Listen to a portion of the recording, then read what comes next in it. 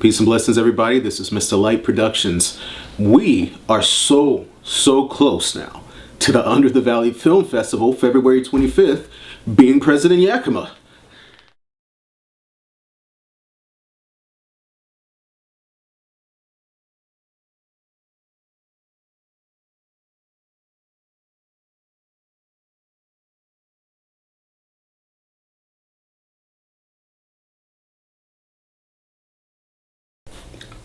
I honestly have wanted to do a festival for years.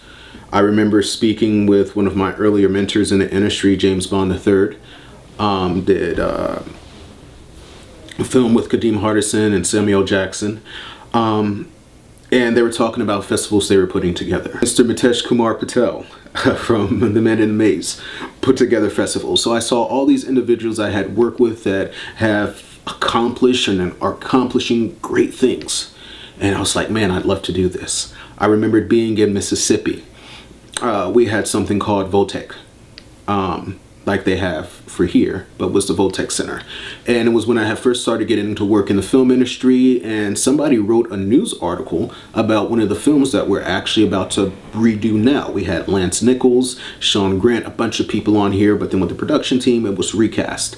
Well, a lot of those people have returned back to be in this project to cast it in its original essence and make it be what it should be. But I got a chance to go to our Votech there and lead a filmmaking class. And there was a gentleman there, he suffered from a form of Asperger's, or we should say gifted maybe.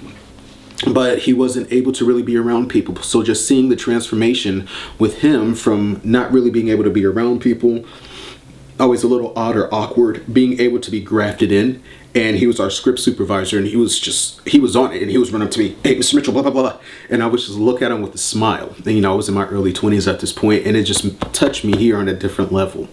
Remembering those things, I would always go to Yakima Makerspace, and there was a gentleman there, Chris Knobs, from one of the glorious groups in town, Cacophonics. Chris came to me, his big smile, between those smile and those eyes, he was like, hey, this is our idea, this is where we're at.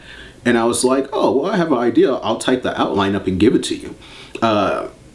The owner of John Story was there, and I gave a copy to him, Chris, and I left another copy somewhere, and I took it with me. I said, hey, the idea that you had, this is how I would do it. This was after we had talked for a little while, and you know, we had went from the beginning, from the concept where him and Tim were talking about it, and then finally, you know, I got to that point where I was like, well, let me write an outline. This is how I see it, and this is what I would do here to make a film festival be something for the various audiences that they would feel is really able to be integrated into. And from there, that's like where things really took off. Connecting with groups and just seeing how much things have evolved. Things have changed a lot since 2010, 2011, 2012, and 13, doing Jackson Horn, Catrician, Apocrypha, and working on all these other productions that we had been working on when I was working with JH Productions at the time. The media world has changed a lot. You know, we had Sean Kitness here before. We don't have those same individuals you could reach out to that was invested in the local arts and the scene at this same level, who would be like, yeah, let's get everything behind it.